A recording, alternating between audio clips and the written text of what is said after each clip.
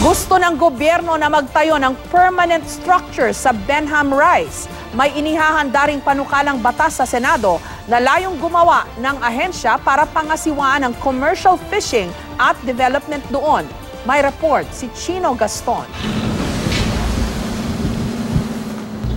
Mayaman sa isda ngunit mapanganib sa maliliit na barko ang Benham Rice lalo na tuwing panahon ng habagat. Kaya mga kaya lang mangisda doon ang mga malalaking bangka gaya ng kinakapitan ni Romeo Sarco. Pero isa sa gininto ang yaman ng Benham na hinahanap-hanap ng mga restaurant at fish dealer sa buong mundo, ang Pacific Bluefin Tuna, hindi raw basta-basta nahuhuli na walang sapat na kagamitan. Mayroon nakahuli ng 240 kilos, ganun. Sa bigat pa lang niya, halos mapuputol na yung aming gamit. Layo ng pinakahuling expedition ng Bureau of Fisheries and Aquatic Resources na tingnan kung ano-anong isda ang pwedeng mahuli sa Benham Rice. Bago maglayag papuntang Benham, namigay ng mga bangka at kagamitan sa pangingisda ang BFAR sa pangunguna ni Agriculture Secretary Manny Piñol. Bahagi ng expedition ng BFAR ang paglagay ng fish aggregator device para matipon ang mga isda sa isang lugar at makatulong sa mga mangingisda sa Benham.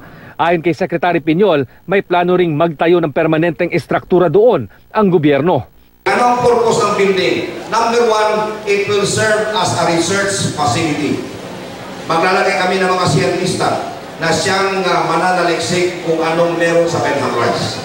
Number two, pwedeng magsilbi na forward station ng ating Weather Bureau. Number three, ito ang pinaka-importante sa inyo, pwedeng daungan ng Pilipinong mangingisda. Okay. Isang panukalang batas sa Senado ang naglalayong gumawa ng ahensya para pangasiwaan ang commercial fishing at development ng Benham Rice. Nitong mga nagdaang buwan, naalarma ang gobyerno nang malaman ng isang research ship ng China ang dumaan sa Benham Rice na tila walang pahintulot. Kahit maiginit ng China na dumaraan lang sila sa lugar at walang ginawang pagsusuri, agarang nagpadala ng mga barko ang Philippine Navy para magsagawa ng patrol sa karagatan. Nagpalipad na rin doon ang Philippine Coast Guard ng mga eroplano para mabantayan ang teritoryo ng Pilipinas. Chino Gaston, GMA News.